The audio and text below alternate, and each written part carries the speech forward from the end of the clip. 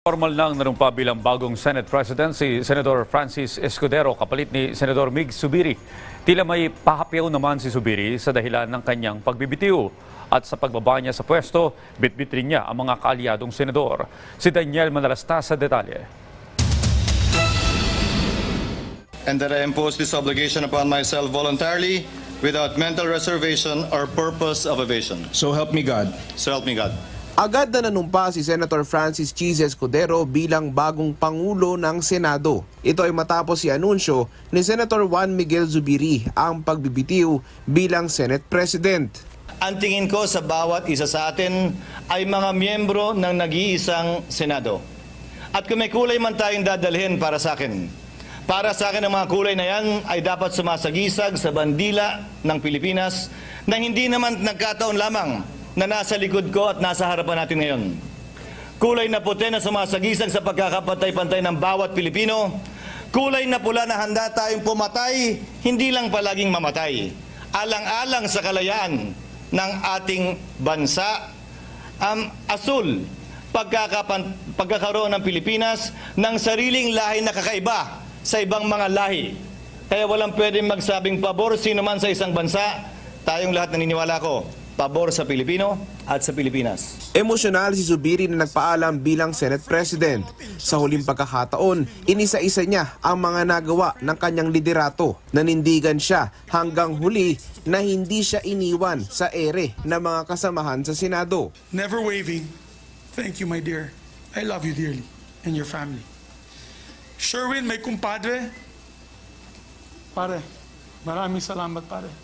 To Bato de la Rosa, who stuck it out with me till the very end. Sir, I salute you, sir. My dear friends, my heart is broken. I am proud to have led a Senate that's been resolute in protecting our institution, our democracy, and our people. Sa kanya naman talumpati, may tila pahapyaw si Zubiri sa posibleng dahilan kung bakit siya nagbitiw. I failed to follow instructions from the powers that be. Simple as that. I've listened to all my colleagues throughout my Senate presidency. And again, I listened to them today. As we head into a new period for the Senate, I fought the good fight. If I've ruffled some feathers in doing so, hindi pa malinaw sa ngayon kung mag-over the backod si Zubiri at mga kakampi niya sa minorya. Pag-aaralan pa raw nila. Pero sa press conference, may tila pinatamaan ito.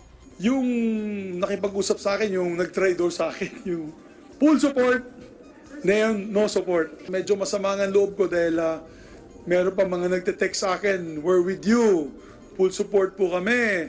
Kami po ay, 100% sa iyo. Wala pang isang araw, wala na. Si Escudero naman, naniniwalang dapat umabante na ang Senado matapos ang balasahan. Sa dulo, kung sino man ang may kumpiyansa ng 13, hindi na para sa akin ay kwento yung proseso sa puntong ito dahil gusto na namin umabante mula dito. At hindi pa para pag-usapan, diskusyonan, debatihan at buhusan pa ika nga ng asin anumang sugat na nilikha nito na ako'y humihingi ng paumanin sa anumang sugat na maaari na ilikha nito o may nasaktan kaugnay nito. Kasunod ang pagbibitiw ni Zubiri bilang Senate President, sumunod din nagbitiw sina Senator Joel Villanueva bilang Majority Leader. Papalitan siya ni Senator Francis Tolentino na magiging chairman din ng Rules Committee.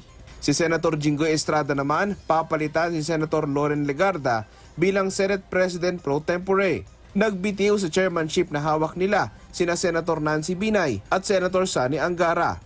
Si Senator Alan Peter Cayetano naman napili ng Senado bilang bagong chairman ng Senate Committee on Accounts.